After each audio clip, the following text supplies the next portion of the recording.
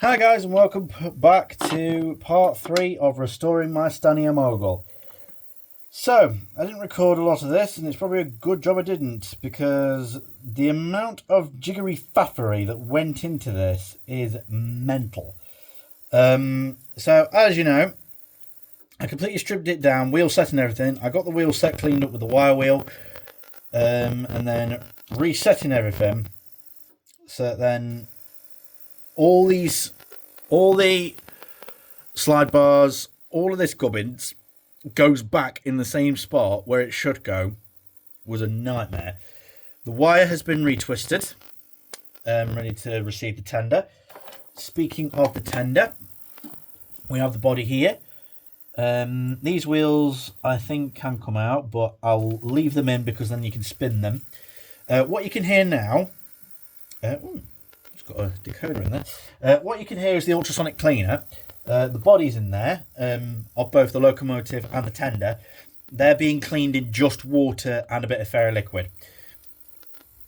And it's worked before in the past, just cold water and ferroliquid.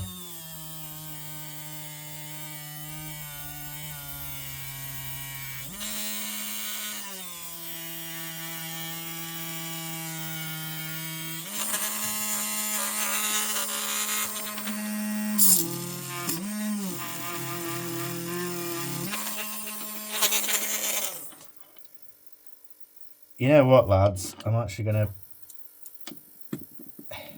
to take these out. Oh, God, I've got to crack frigging gear. Well, not gear, but bushing. Oh. Yeah, bugger.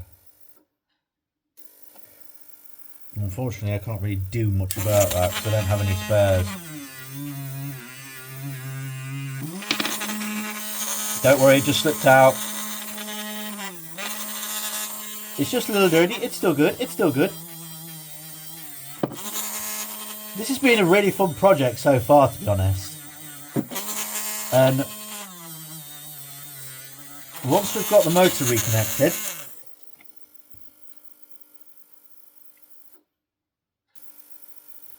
I think could probably do adding a touch of glue to that. Does it matter which way around they go?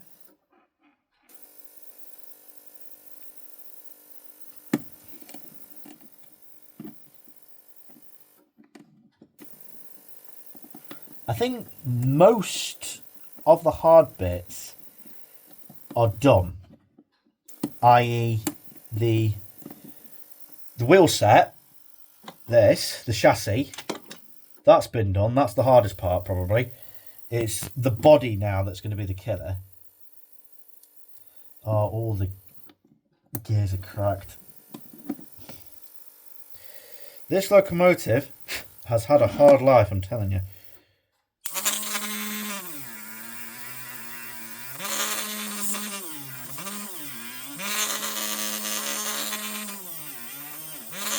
I hope you've all been enjoying the series so far. And hey, if this series inspires you to repair your own locomotives, then go for it. There's nothing to worry about as long as you're careful and use the process of elimination, figuring out what screw does what.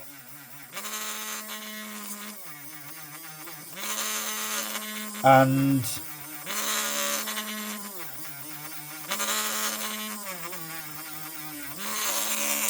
figuring out what screw does what and what exactly is wrong with it. What exactly is wrong with the locomotive? I mean, you've seen mine. Sometimes they're quite underpowered. You know, at full power. So it's only picking up from them 4. They're looking so much better.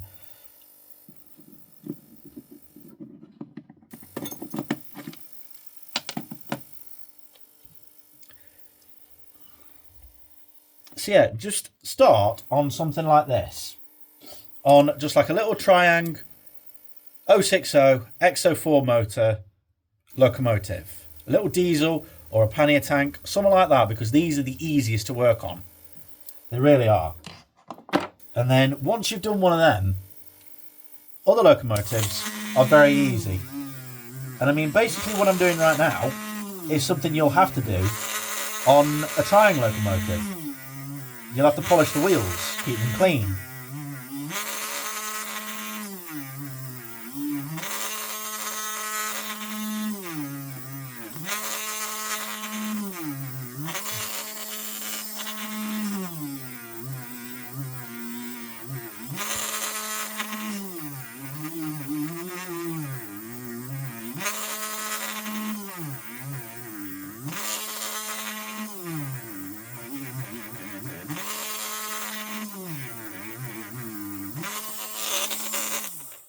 There we go. And a tip is when you take out screws, try and put them together with what they came out with. I mean, this has got a couple of screws in it. This is one of the motor mounting brackets. And I was able to thread them back in so I would know where they went.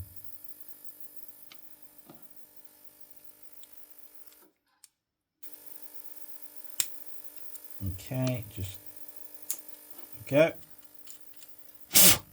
And they are running, well, rolling beautifully.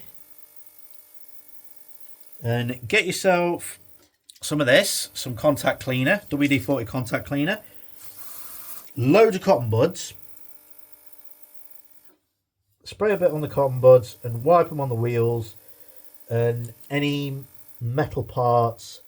And you'd be surprised what it can do. Double O Bill uses it religiously. And that's what's got me into using it. Seeing how good it is. You know, he often soaks things in his ultrasonic cleaner. Or rather in his thingy, contact cleaner. It evaporates as well, so you don't need to worry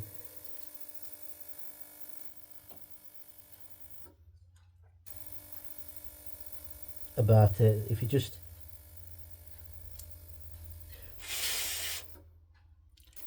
leave it to dry, evaporate, whatever you want to say, and then it sorts itself out. So nice set of free running tender wheels. Yeah, they're all good to go. That's all looking fine.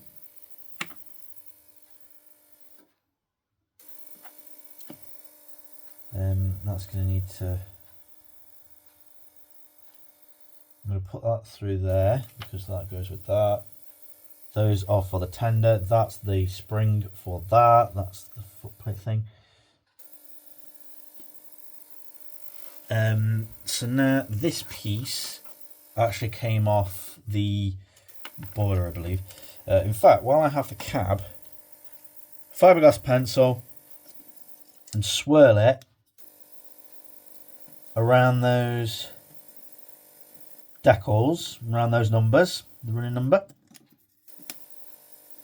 And I'm to be very careful here because obviously it's still not. I don't use isopropyl or anything. I just use the fiberglass pencil. You introduce chemicals to it, you're going to ruin it. I'm going to hold it like this because obviously the cab is still... It does work because I have used it on my Sir Nigel Gresley for taking off the final number.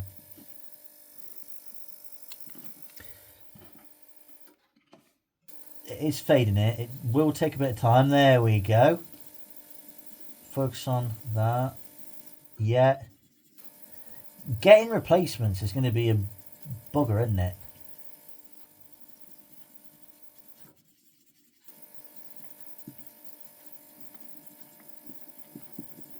Just press on. Not too hard, but not too light.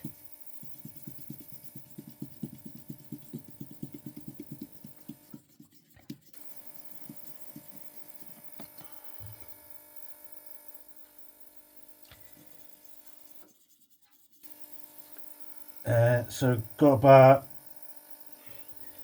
20 minutes or so left until that body's degassed. Again, it's just soap and water, that's all. Nothing, no chemicals. That's all you really need for cleaning the bodies, just soap and water. I mean, you no doubt you've seen Sam use it in his salvage or scrap series. Just soap and water, cleans the body up, doesn't ruin the decals.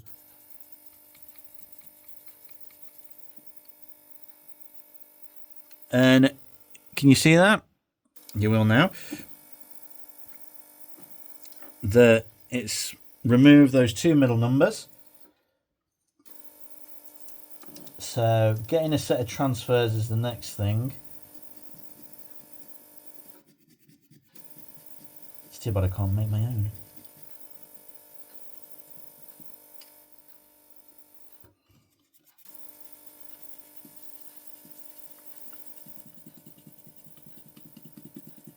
So this is going to take the longest time, methinks.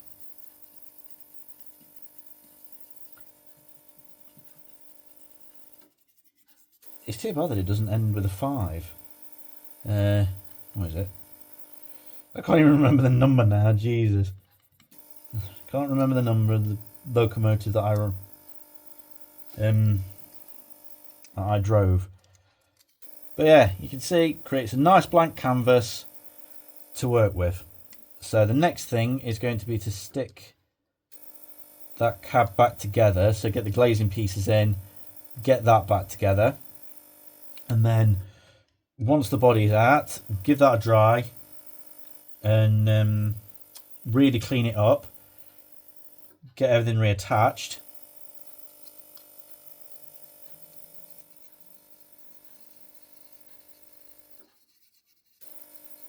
I'm having to be very freaking careful there because obviously you've got the edge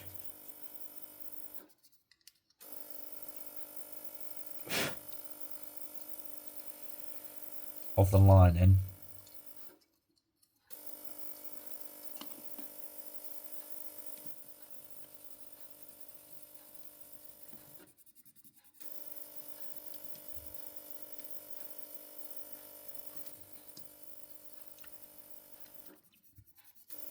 Thankfully the cab's only damaged on one side.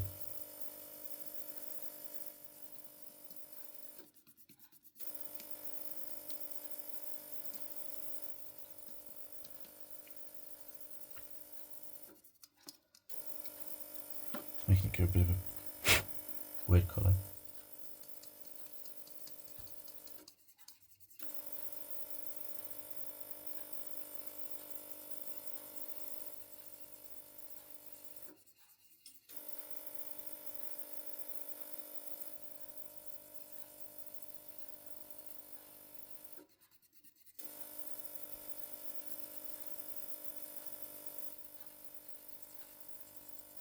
I'm going to have to get some quite small transfers. It's just occurred to me.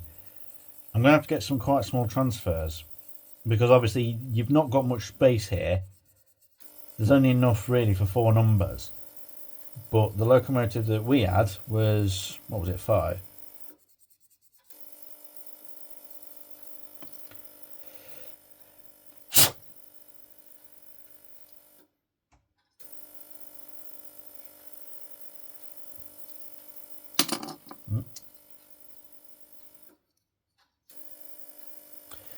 Right, so I'm going to quick one them ahead on that one.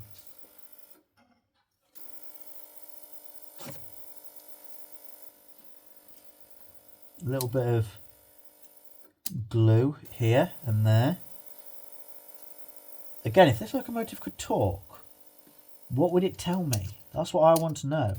What kind of life has this locomotive had? I mean, clearly it's been loved if someone's tried to glue it back together.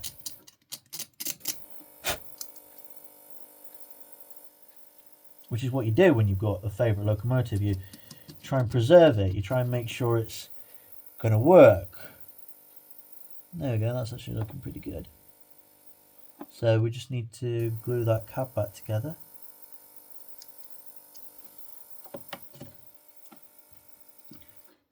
And then I'll have a look at the picture, because I'm pretty sure that that was wood, not black.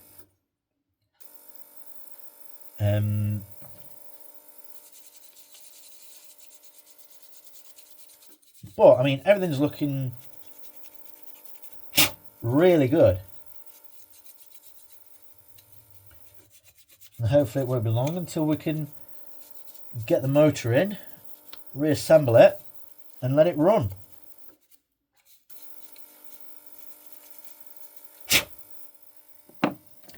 So just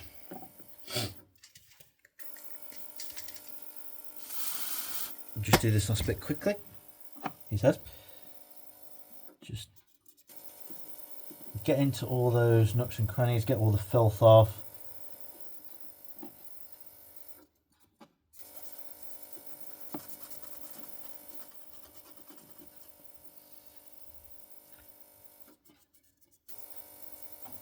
Oh, there we go. Jeez, that was gunky.